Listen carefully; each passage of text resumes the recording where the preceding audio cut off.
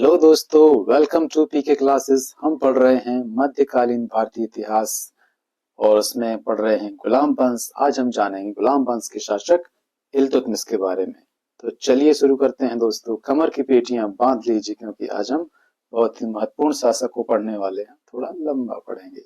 चलिए इल्तुतमिश के प्रारंभिक जीवन के बारे में जानते हैं। इल्तुतमिश कौन था? इल्तुतमिश एक इल्बारी तुर्क था। इल्बारी कबीले का तुर्क जाति का था और ये शम्सी वंश का था। इसका जो पूरा नाम था वो शम्सुद्दीन इल्तुतमिश। शम्स से बनता है शम्सी वंश और इल्बारी तुर्क, ये दोनों नाम याद रखना। इसके वंश के रूप में कुछ भी पूछ लिया जाता है, कभी शम्सी वंश कभी इल्बारी तुर्क। वैसे इसका मूल नाम था बहाउद्दीन। कुतुबुद्दीन ऐबक ने इसको दास के रूप में खरीदा था, यानी ये कुतुबुद्दीन ऐबक का गुलाम था, लेकिन वीर और योद्धा था। 1206 में खोखरों के विरुद्ध एक संयुक्त अभियान में, जो संयुक्त अभियान गौरी ऐबक और इल्तुतमिश तीनों ने मिलकर किया था, इल्तुतमिश की वीरता और योग्यता को देखकर मोहम्मद गौरी ने ऐबक को आदेश दिया था कि इसको दासता से मुक्त किया जाए। कुतुबुद्दीन ऐबक ने इल्तुतमिश को दासता से मुक्त कर दिया और अमीर शिकार का पद दे दिया और अपनी पुत्री का विवाह भी इल्तुतमिश से किया, यानी कि इसका दामाद था। इल्तुतमिश ने ग्वालियर पर हम अधिकार किया तो इसको ग्वालियर का प्रांतपति बना दिया गया। बुलंदशहर का बाद में बदायूं का गवर्नर बना दिया गया। सुल्तान बनने से पूर्व वह बदायूं का गवर्नर था। 1211 में ये सुल्तान बनता है, किसको हराकर? आराम शाह को हराकर। ये पिछले वीडियो में हमने देखा था। अब जानते हैं कि सुल्तान बनने के बाद इसके समक्ष क्या क्या परेशानियां थीं और किस तरह से उसने इसका सामना किया। जब इल्तुतमिश शासक बना तो कई अमीर इसके विरोध में खड़े थे। वो अमीर जो पुराने शासक के समर्थक थे, इल्तुतमिश के विरोधी थे। गजनी का यल्दौज, मुल्तान का कुबाचा, ये दोनों भी अभी तक अपनी अपनी जगह शासन कर रहे थे। गजनी का यल्दौज तो इल्तुतमिश को अपना सामंत समझता था। उसने गजनी के साम्राज्य के चिन्ह इल्तुतमिश को भेजे भी थे और उस समय इल्तुतमिश ने स्वीकार कर लिए कि चलो भाई, मान लेते हैं हम आपके सामंत हैं, लेकिन वक्त बताएगा कि हम क्या हैं। और वक्त मिला तो इल्तुतमिश ने गजनी को, यल्दौज को बता भी दिया। वो आगे हम जानेंगे। अगली समस्या कहाँ थी? बिहार और बंगाल की। ये दिल्ली से स्वतंत्र हो गए थे। दोस्तों थोड़ा सा फ्लैशबैक में देखते हैं। मोहम्मद गौरी का एक गुलाम था इख्तियारुद्दीन बख्तियार खिलजी, जिसने बिहार और बंगाल को जीता था। बिहार में नालंदा को जलाया था और बंगाल को भी जीता था। लेकिन कुतुबुद्दीन ऐबक की मृत्यु के बाद ये प्रांत स्वतंत्र हो गए। इसकी राजधानी लखनऊ में अली मर्दान ने अपनी स्वतंत्रता की घोषणा की कि हम आजाद रहेंगे और आपको कोई कर नहीं देंगे। कुछ हिंदू राज्य भी इसके सामने समस्या उत्पन्न कर रहे थे। इन्होंने भी तुर्की शासन का विरोध करना शुरू किया था। अब इल्तुतमिश ने इन समस्याओं का समाधान कैसे किया, कैसे इनका सामना किया और उनमें सफलता हासिल की, और उस सफलता हासिल करने के कारण ही उसको गुलाम वंश का वास्तविक संस्थापक कहा जाता है।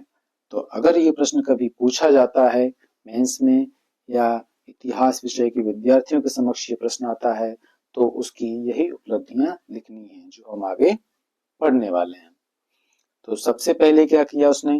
प्रशासन को चुस्त दुरुस्त करने के लिए 40 मंडल का गठन किया। ये 40 मंडल को दोस्तों तुर्कान ए चहलगानी भी कहा जाता है। इल्तुतमिश ने पुराने सभी उन ऐसे सहयोगियों को, प्रशासकों को हटा दिया जो पूर्व शासक के निष्ठावान थे। इल्तुतमिश ने अपने प्रति निष्ठावान गुलामों का, ये 40 लोगों का दल का गठन किया और साम्राज्य के प्रशासनिक काम इनको सौंप दिए गए और फिर खुद दूसरी समस्याओं पर ध्यान लगाने लगा। पहली समस्या यल्दौज की। यल्दौज के उसने कुछ समय इंतजार किया। 1215 में वो स्थिति बनी जब इसने यल्दौज पर आक्रमण किया। वो क्या परिस्थिति बनी देखिए। ख्वारिज्म के शाह, ये ख्वारिज्म कहाँ पड़ता है दोस्तों? मैप में पिछले बार मैप में हमने बताया था कि गजनी कहाँ है, यानी आज के भारत के उत्तर पश्चिम में पाकिस्तान और उसके उत्तर पश्चिम में गजनी, उसके उत्तर पश्चिम में था ये ख्वारिज्म। गजनी पड़ता है अफगानिस्तान में, ख्वारिज्म उसके उत्तर पश्चिम में। तो ख्वारिज्म के शाह ने 1215 में यल्दौज पर आक्रमण किया। यल्दौज ने गजनी छोड़ दी और भागकर पहुंचा लाहौर। लाहौर में शासक था कुबाचा, उसको हराया और लाहौर पर अधिकार कर लिया। अब यल्दौज की स्थिति हो गई गंभीर। उसकी खराब हालत को देखकर इल्तुतमिश ने सही मौका पाया। उसे लगा ये सही मौका है, लोहा गर्म है, वार करना चाहिए और इसने कूच किया यल्दौज की ओर। दोनों के मध्य तराइन का युद्ध होता है। ये है तराइन का तीसरा युद्ध। तराइन के दो युद्ध हम पढ़ चुके हैं जो मोहम्मद गौरी और पृथ्वीराज चौहान तृतीय के मध्य हुए थे। तराइन का तीसरा युद्ध होता है इल्तुतमिश और यल्दौज के मध्य, जिसमें इल्तुतमिश विजयी होता है, यल्दौज हार जाता है, इसको बंदी बना लिया जाता है और इसका वध कर दिया जाता है और इस तरह इल्तुतमिश का गजनी पर अधिकार हो गया और एक शत्रु खलास। बढ़ते हैं आगे। इल्तुतमिश के सामने मंगोलों की भी समस्या आई। क्या परिस्थिति बनी? पहले थोड़ा सा जान लेते हैं कि मंगोल कौन थे। वर्तमान मंगोलिया, समझ लो वहीं के थे ये मंगोल। ये बहुत ही बर्बर और रक्त पिपासु थे। कहने को ये बौद्ध धर्म के अनुयायी थे, लेकिन अहिंसा से इनका दूर दूर का नाता नहीं था। बहुत ही हिंसक प्रवृत्ति के थे। इनका जो नेता था उस समय चंगेज खां। इसका चंगेज खां का मूल नाम था तमुजिन। तो चंगेज खां ने क्या किया, ख्वारिज्म के साम्राज्य को जीत लिया और ख्वारिज्म का युवराज जलालुद्दीन मंगबरनी वहां से भागकर भारत की ओर आता है और कुबाचा के राज्य को जीत लेता है। खोखरों से मित्रता कर लेता है। खोखर कौन थे? पंजाब की जनजाति, लड़ाकू जनजाति थी। कुबाचा के राज्य को भी जीत लेता है। अभी भी मंगबरनी मंगोलों से भय खा रहा था, तो मंगबरनी ने एक दूत भेजकर इल्तुतमिश से सहायता मांगी कि हमको शरण दीजिए।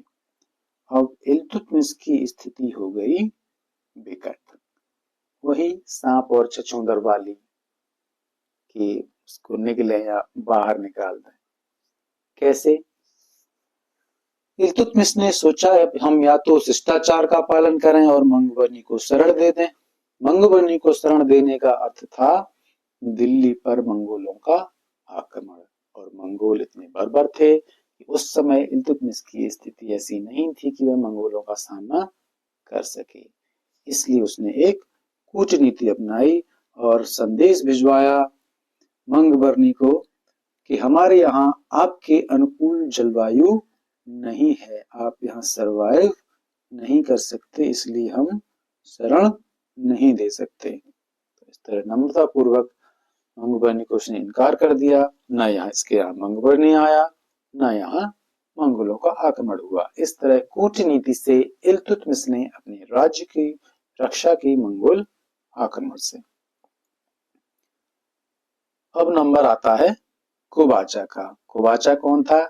सिंध और मुल्तान का शासक था, जिससे ऐबक ने अपनी बहन का विवाह कर रिश्ते सुधारे थे और जैसे तैसे अपने साम्राज्य की रक्षा की थी। लेकिन इल्तुतमिश ने इसका समूल नाश कर दिया। देखिए हुआ का 1220 ईस्वी में जब मंगोल सिंध तक आ गए थे, तब ये भागकर भारत की तरफ आया था। जब 1224 में मंगोल वापस चले गए तो मंगबरनी भी वापस लौट गया। जब मंगबरनी वापस लौट गया तो इल्तुतमिश ने कुबाचा पर आक्रमण किया, क्योंकि अब मंगोलों का कोई भय नहीं था। 1228 ईस्वी में इल्तुतमिश ने दो सेनाएं भेजी, एक मुल्तान पर, दूसरी उच पर। ये दोनों ही जगह कुबाचा के अधिकार में थीं। कुबाचा इस आक्रमण से घबरा गया और एक किला पड़ता था भक्कर, भक्कर किले में शरण लेता है। इल्तुतमिश वहां भी पहुंच जाता है और भक्कर पर आक्रमण करता है। कुबाचा इससे भी घबरा जाता है और सिंध नदी में डूबकर मर जाता है और सिंध और मुल्तान पर इल्तुतमिश का अधिकार हो जाता है। एक एक करके सारी जगह ये जीत लेता है। अगला नंबर आता है बंगाल का। बंगाल की स्थिति हम बता चुके हैं कि लखनऊती ने स्वतंत्र सत्ता की स्थापना की थी और दिल्ली को कर देना बंद कर दिया था। ऐबक की मृत्यु के बाद ये स्वतंत्र हो गए थे। उसके बाद क्या हुआ कि कुछ खिलजी सरदारों ने अली मर्दान की कर दी थी हत्या और नया शासक था हिसामुद्दीन ऐवाज।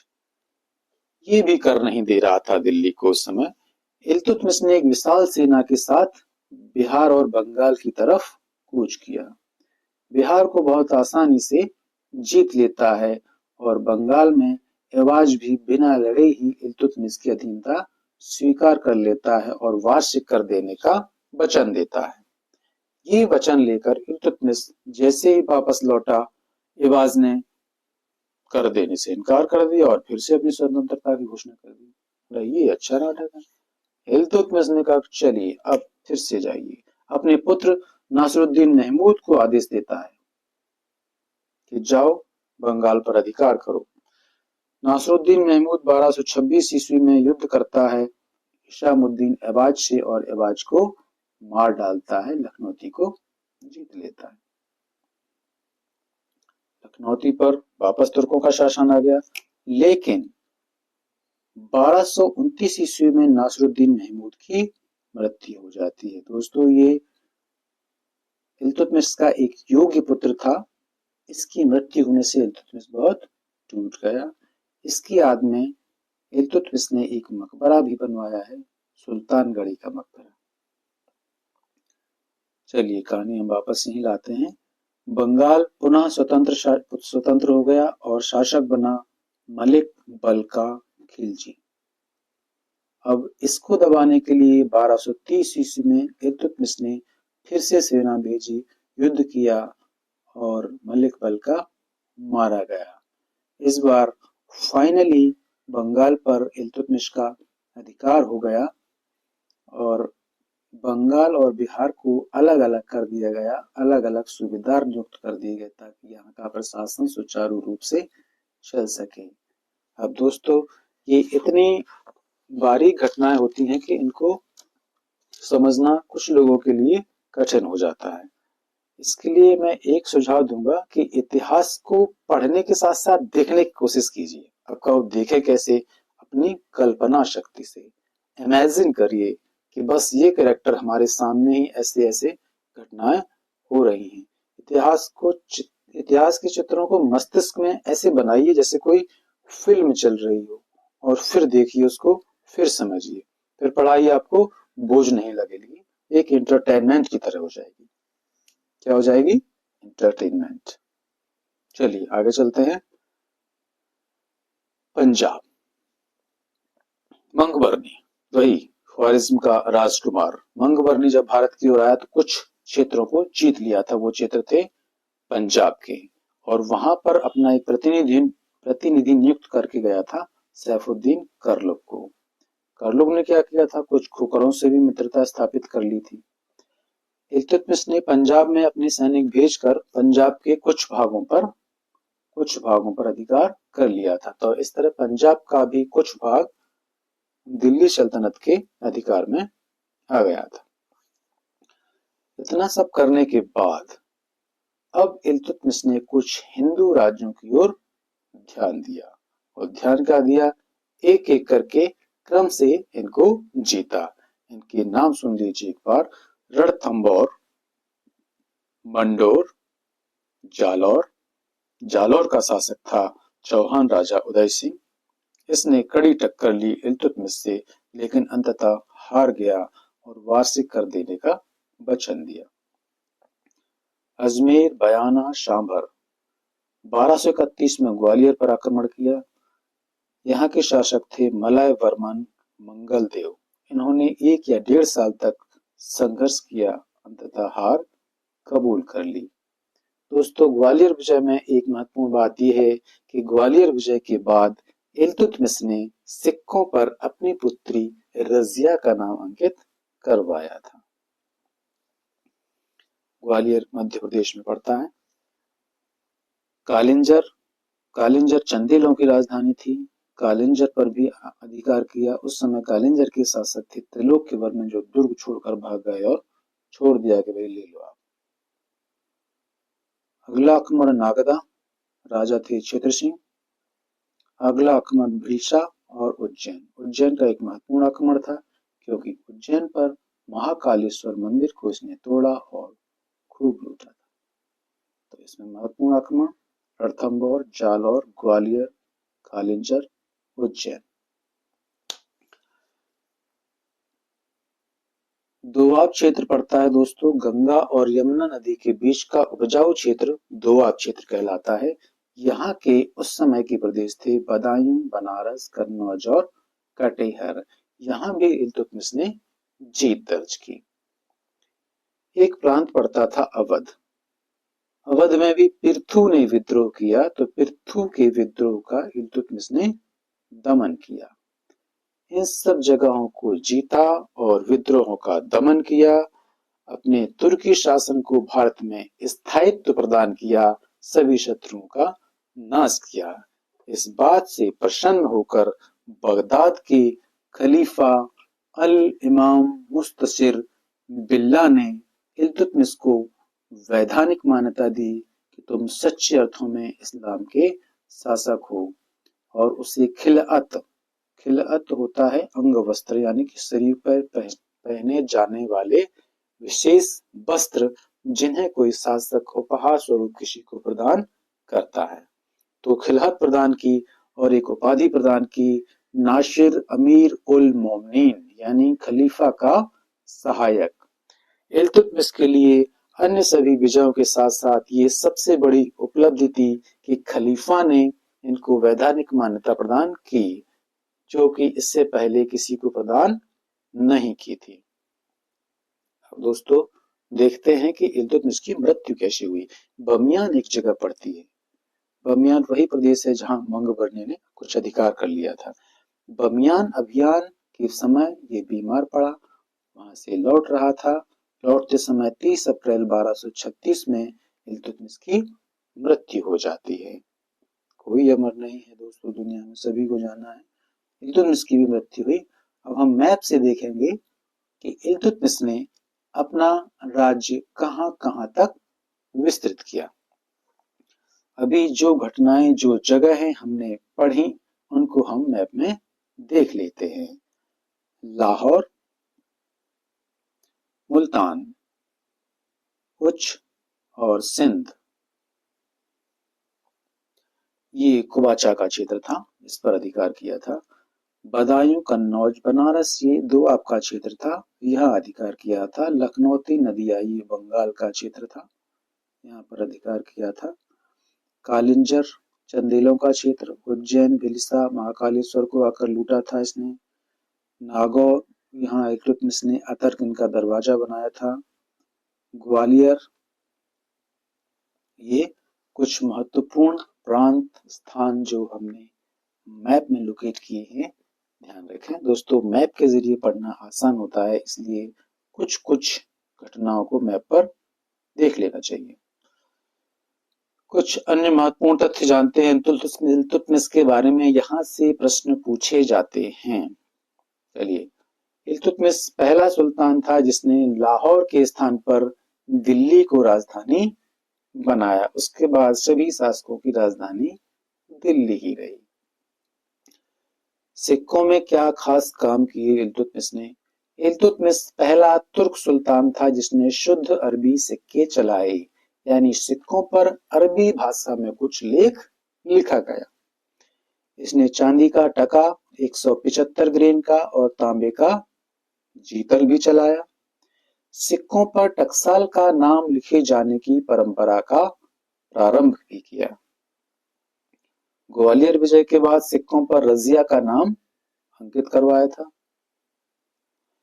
इल्तुतमिश ने प्रशासनिक क्षेत्र में एक महत्वपूर्ण सुधार कर इक्तादारी व्यवस्था का प्रचलन किया ताकि ये दूरस्थ क्षेत्रों पर सुचारू रूप से नियंत्रण स्थापित कर सके और प्रशासनिक व्यवस्था कायम रख सके। इक्तादारी व्यवस्था का उल्लेख मिलता है सियासतनामा पुस्तक में। अब दोस्तों, इक्तादारी व्यवस्था क्या थी? इस व्यवस्था में सुल्तान राज्य के किसी भूभाग को किसी सैनिक या किसी अधिकारी को प्रदान कर देता था और इक्तादार उस भूभाग में कानूनी व्यवस्था बनाए रखता था, कुछ सैनिक रखता था और आवश्यकता पड़ने पर यही सैनिक सुल्तान की सहायता के लिए भेजे जाते थे और उस भूमि से राजस्व भी सुल्तान को भेजा जाता था। दोस्तों, इक्तादार उस भूमि का स्वामी नहीं होता था। तो ये थी इक्तादारी व्यवस्था। पढ़ते हैं इल्तुतमिश का स्थापत्य में क्या योगदान था। दोस्तों, हमने जाना था कि कुतुब मीनार का निर्माण कार्य कुतुबुद्दीन ऐबक ने कुतुबुद्दीन बख्तियार काकी एक सूफी संत के नाम पर प्रारंभ किया था और जिसको पूर्ण कराया था इल्तुतमिश ने। कुतुब मीनार कहाँ है? दिल्ली में। इल्तुतमिश का पुत्र नासरुद्दीन महमूद जो 1229 में बंगाल अभियान के दौरान मारा गया था, इसका मकबरा बनाया है। सुल्तानगढ़ी का मकबरा जिसको कहते हैं, ये दिल्ली में स्थित है। दोस्तों, इस मकबरे के बारे में महत्वपूर्ण तथ्य ये है कि ये तुर्कों द्वारा भारत में बनवाया गया पहला मकबरा था। कुतुबुद्दीन ऐबक के वीडियो में हमने देखा था कि भारत में तुर्कों द्वारा बनवाई गई पहली मस्जिद कौन सी थी? कुव्वत उल इस्लाम मस्जिद दिल्ली में है। इल्तुतमिश का अगला काम क्या था?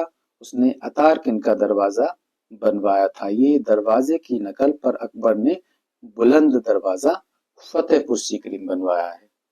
अतारकिन का दरवाजा कहाँ है? नागौर, जोधपुर, राजस्थान में। दोस्तों, इल्तुतमिश ने हौजे शमसी, ये एक तालाब है, हौजे शमसी का निर्माण कराया गया है, जो शमसी ईदगाह या हौजे सुल्तानी भी कहते हैं। ये दिल्ली के पास ईदगाह के पास एक जगह पर बनी हुई है।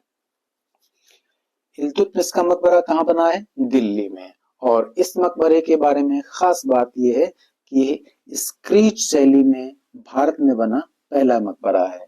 अब ये स्क्रीच शैली क्या होती है, इसके बारे में थोड़ा सा जान लीजिए। गुंबद के चौकोर कोने में गोलाई लाने के लिए इस शैली का प्रयोग किया जाता है। इस तरह मकबरों के गुंबद के क्षेत्र में ये स्क्रीच शैली एक नया परिवर्तन था जो इल्तुतमिश के मकबरे में देखने को मिलता है। दोस्तों, एक इतिहासकार है ईश्वरी प्रसाद। उन्होंने इल्तुतमिश को गुलाम वंश का वास्तविक संस्थापक कहा है।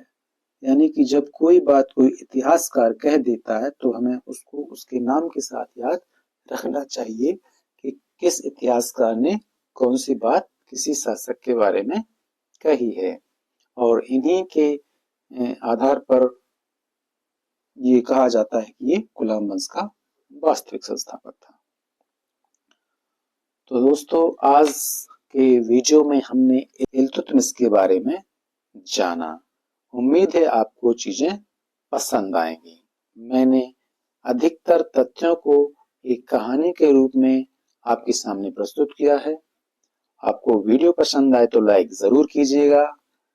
जो बातें पसंद आए कमेंट में बताइएगा, पसंद आए वो भी कमेंट में बताइएगा और चैनल को सब्सक्राइब जरूर कीजिएगा, दोस्तों को फॉरवर्ड भी कीजिएगा। ठीक है, मिलते हैं अगले वीडियो में। धन्यवाद।